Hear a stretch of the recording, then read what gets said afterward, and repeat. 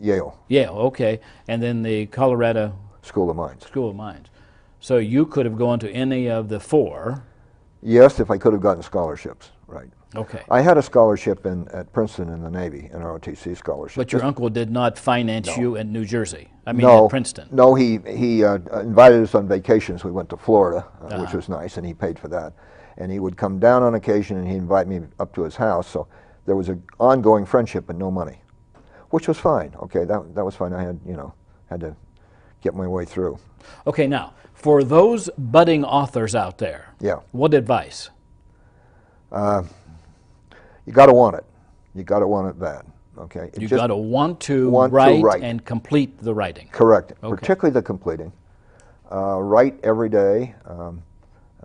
Know in advance what you're going to say on your storyline, and last but and one of the most important things: know how you're going to finish the book, because you can write way too long. Two examples of that: Mark Twain wrote one of the greatest books ever published in the American language, Huckleberry Finn.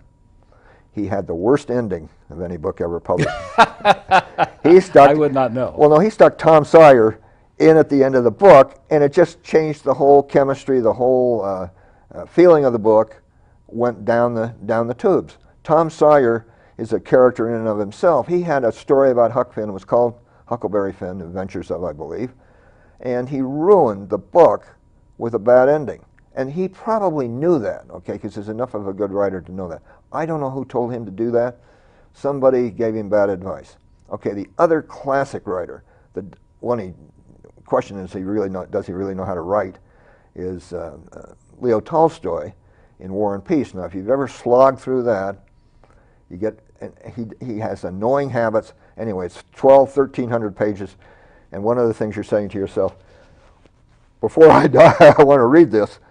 He gets down to the end.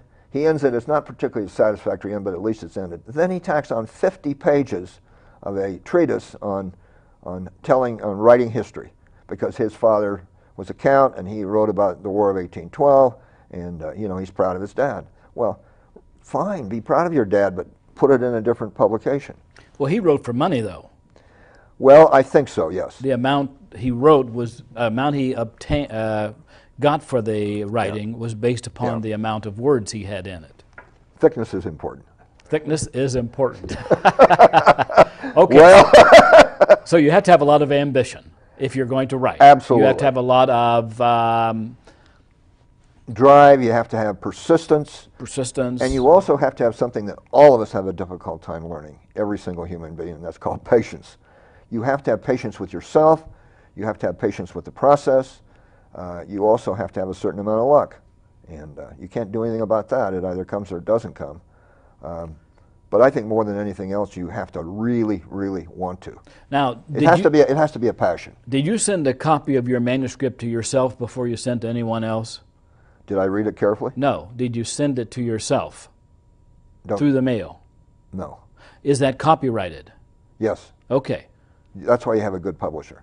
Copyrighted and congressional. But I have read that the first person you should send any manuscript to is yourself. Okay. In a sealed envelope, and never open the envelope. Because that then establishes a copyright? Right. That establishes copyright. That could be the case. Now, I also want to say something else I think is important, and that's a good editor or editors.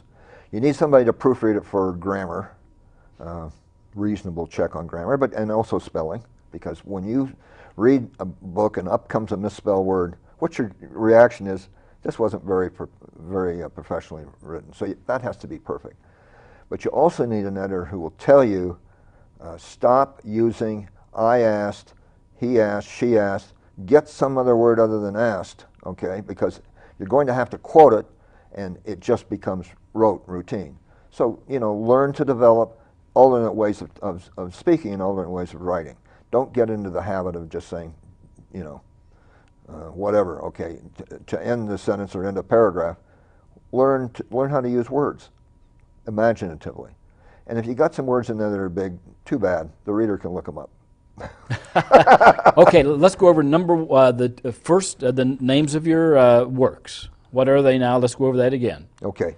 It Must Be Perfect, which is the novella, which was written and published 9 days before the novel. That was an accident. And the other book is Tales of the Circle P, and that's a novel, and it's about 300 pages long, something like that. Okay, now where can these be purchased? Well, they can be purchased from me, and I would prefer that, and that's my website, www.diamondkbooks, all one word, .com. And I believe that is on the screen now.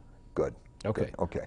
And it's local, and I can, for Wadsworth residents, be more than happy to meet them in the library as a place to sign it if they want a signed book. I'm going to have a signing with the library in May. You have a date for that? Yeah. You're going to ask me what it is? Yeah. I can't remember. Okay. Okay. Will that be on the Diamond K website? Yes. Okay, the date of the yes, it signing. Is. Correct. Okay. It's actually in this article, I think. Let me see if this is correct. I think what it says is May. It's back up in here somewhere. Now, Mike has had his book reviewed by the Akron Beacon Journal. It has been in there. It was in there about 3 weeks ago. About 3 weeks ago. And so consequently, diamondkbooks.com is where you can purchase it, or Mike himself. You have a telephone number you want to give out? Or sure, not? Sure. 330-334-1277. Okay. So, ladies and gentlemen, thank you for listening, and thank you, Mr. Kaiser, for coming to interview here today and to tell us about the works that you have done. Thank you very much. Thank you, Bo. Mm-hmm.